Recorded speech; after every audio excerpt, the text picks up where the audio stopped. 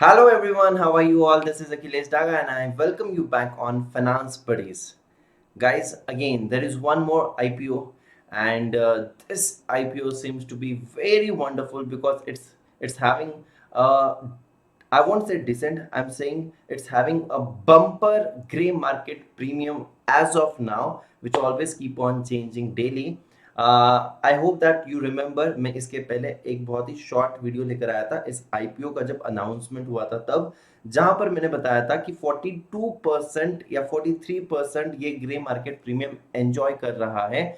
और जब मैं इस पर आज डिटेल वीडियो बना रहा हूं आज की तारीख में, यहां पर 75% प्रीमियम ये ऊपर जाने की संभावना रखता है and definitely it is enjoying a gray market premium a lot. So now ये तो हो गई ग्रे मार्केट प्रीमियम की बात, लेकिन ये कंपनी क्या करती है और ये कंपनी में हम लोगों ने अप्लाई करना चाहिए या नहीं करना चाहिए, and what are the financials about the companies, who are the clients of the companies. We are going to say it very very soon in detail right now right here. और ये जो IPO है, ये OFS है कि fresh issue है, ये सब कुछ हम लोग जानने वाले हैं बहुत ही जल्द। सो MTAR टेक्नोलॉजीज ये आईपीओ जो है ये करीबन रेस कर रहा है 596 crore rupees and the IPO is opening from 3 मार्च से लेके 5 मार्च तक। देखेंगे आईपीओ की सारी डिटेल्स थोड़ी थोड़े समय के बाद। अब देखना है यहाँ पर कंपनी का की स्ट्रेंथ क्या है। कंपनी एक engineering heavy engineering precision technology में काम करती है, जहां पर the slightest of the error can cost them a lot and therefore यहाँ पर उनको क्वालिटी के बारे में बहुत कुछ सोचना पड़ता है and they have to do each and everything in a very very processed and very very qualitative manner। जैसे कि आप देख सकते हो ये कंपनी की स्ट्रेंथ है that it lies in its engineering capability which has enabled it to consistently offer the quality complex precision manufactured assemblies and component to its customers in highly valued strategies and the key sectors। कौन से देखना इस जैसा portfolio जो है company का, this is really exciting to watch for. ये clean energy में है, न्यूक्लियर में है, स्पेस में है एंड डिफेंस सेगमेंट में भी है। तो यहाँ पर एक बहुत ही डाइवर्सिफाइड और बहुत ही यूनिक प्रोडक्ट पोर्टफोलियो इस कंपनी का है, जहाँ पर they are also working in the defence segments, they are working in the space, and if you hear the name of the clients इनके जो है, you would be again shocked to know that yes, space का नाम लेते से ही तुम्हें कुछ तो याद आना चाहिए, कुछ तो याद आना चाहिए। न्यूक्लियर एंड क्लीन एनर्जी में भी ये कंपनी काम करती है। So MTAR Technologies key portfolio comprises of the three kinds of products, that is in the clean energy sector, 14 products in nuclear sector and 6 products in the space and defense sector. So now it's absolutely a well diversified portfolio we can see over here with the company, and also the uniqueness of the portfolio business that they are having, right? And let us see what are the competitive strengths for the business, what are the competitive strengths for the company.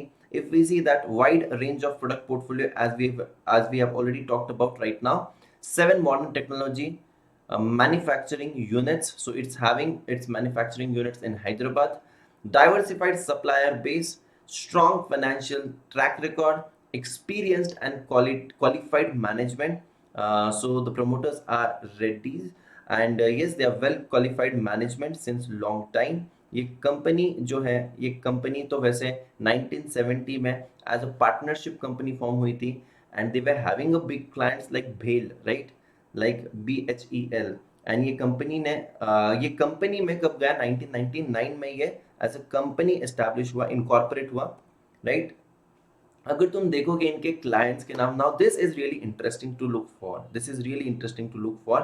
Partner to India ISRO, that is Indian Space Research Organization, DRDO, Defense Research and Development Organization, Nuclear Power Corporation of India Limited, and US based Bloom Energy, besides catering to several large Indian entities such as Bharat Dynamics, जो कि एक बहुत ही अच्छी company है, Hindustan Aeronautics, that is HAL in aerospace and defense, and the company is also working with Israel-based Rafale advanced defense system and Elbit system on export front. So this is great to look at the clients of the company, which seems to be very very good now. लेकिन एक यहाँ पर चीज ना मैं तुम्हें last में बताऊंगा। एक यहाँ पर चीज जो मुझे थोड़ा सा कंसर्न लगता है कंपनी के लिए, that I will share at the end. शायद तुम लोगों ने कितने लोगों ने नोटिस किया इसे, I don't know, but I am going to share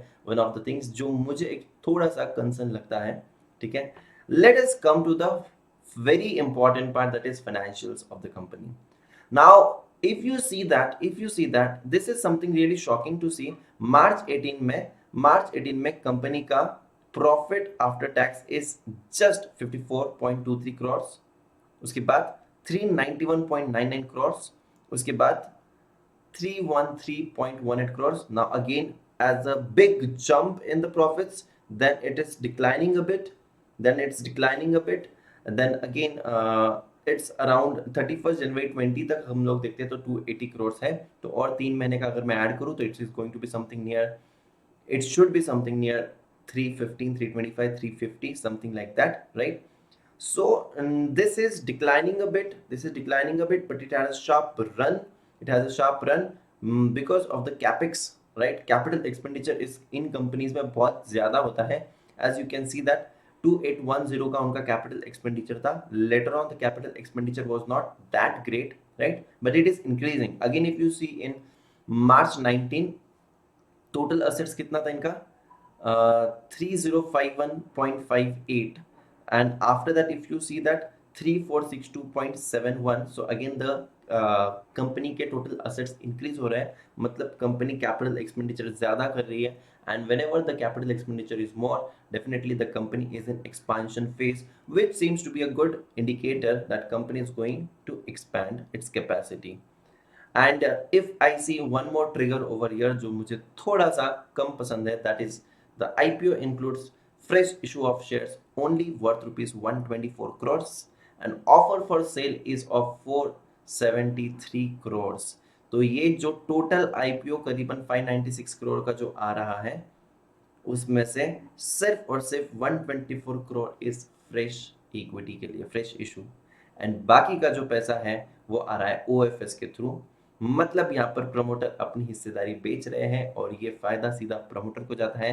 company के पास पैसा सिर्फ और सिर्फ 124 करोड़ जाता है, जो कि कंपनी किसके लिए यूज करने वाली है? तो object of the issue is to partly और fully repay the company's borrowing. तो यहाँ पर वो कंपनी अपनी जो भी डेट है वो रीपे करेगी कुछ, देन कुछ पैसा for the working capital requirement और कुछ पैसा to meet the general corporate purpose.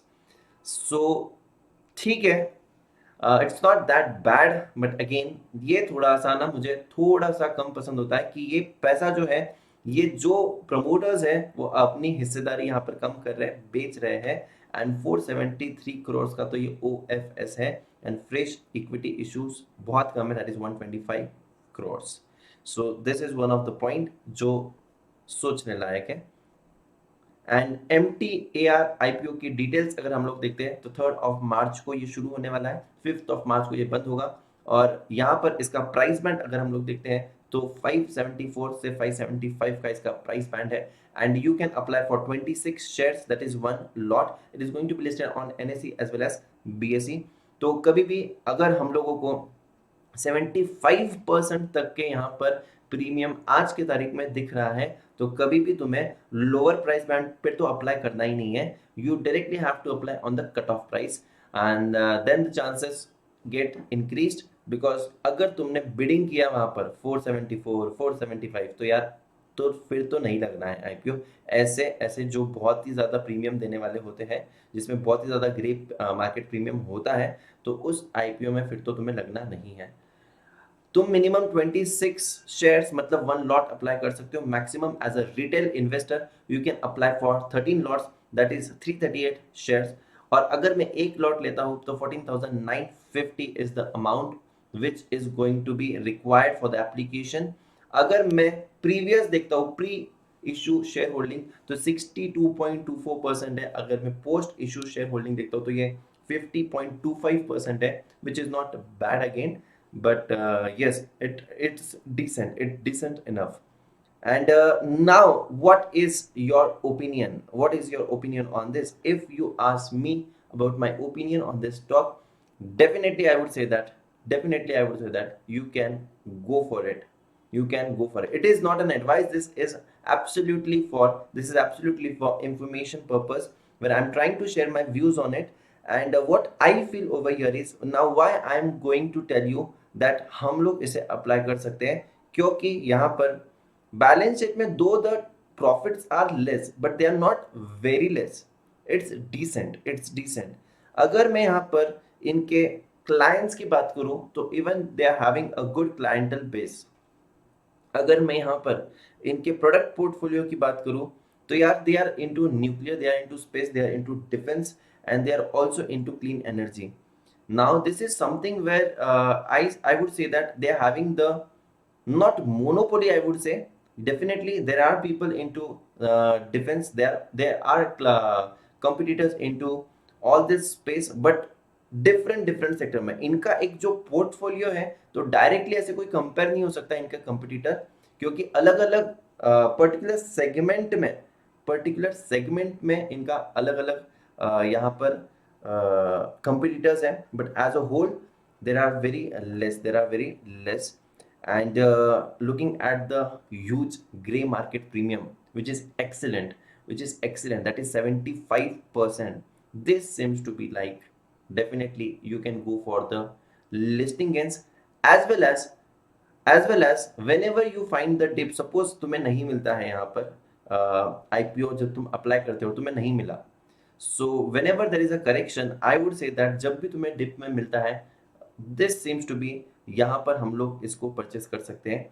एक जो कंसर्न मुझे लगता है, जो मैंने कहा था तुम्हें यहाँ पर देखकर, जो मैंने कहा था तुम्हें कि इनके ज़्यादातर क्लाइंट जो है वो पब्लिक सेक्टर अंडरटेकिंग के हैं, और इनके बहुत ही फ्यू क्लाइंट्स हैं। तो depending upon the few clients, and if the government spending जो होती है वो थोड़ी रिड्यूस हो जाती है, तो कहीं ना कहीं पर इस कंपनी को उसका भुगतान करना पड़ सकता है। इस कंपनी पे इम्पैक्ट जरूर होगा, कुछ ना कुछ। सो बस वो एक चीज़ है। But again if I say that it is holding a good order book, and everything is seems to be fine right now, and company तो अच्छी है, so you can definitely go for it, and you can enjoy your listing gains as well. This was everything from my side, and शायद कुछ चीज़ें मैंने छोड़ दी होगी, in fact बहुत कुछ मैंने इसको शॉर्ट में समझाने की कोशिश करी। If you have something really interesting to share about the company, definitely you are free to share in the comment section below, क्योंकि हम लोग एक दूसरे से सीखते रहेंगे। मैं तो एकदम सरल भाषा में कुछ इंफॉर्मेटिव वीडियोस लाने की कोशिश करता हूँ आपके लिए। If you like it, don't forget to like it and subscribe it. एक छोटी सी रिक्वेस्ट करूंगा कि इस चैनल को ज़रूर सब्सक्राइब करना, बिकॉज बहुत मेहनत से हम लोग यहाँ पर छोटे मोटे वीडियोस बनाने की कोशिश कर रहे हैं। And yes, we are actually here to share some knowledge over here through the short videos. So definitely do subscribe to the channel, and let's increase this community of the finance buddies. और एक चीज कहना चाहूंगा, अगर तुम्हें किसी को भी अन अकेडमी पर कोई भी सब्सक्रिप्शन लेना होगा, so you can definitely apply the code DAGA10, DAGA10 is the code. You can apply this code and you will get 10% discount, or whatever is the maximum discount at that point of time. CA foundation and intermediate का अगर मैं combo subscription देखता हूं, तो 12 months का subscription is costing you 15,750, and 24 months ka subscription is costing you 18,900, which is really very reasonable, because you're completing 2 levels of CA in just 18,900, and that too from the best faculties of India. So thank you so much.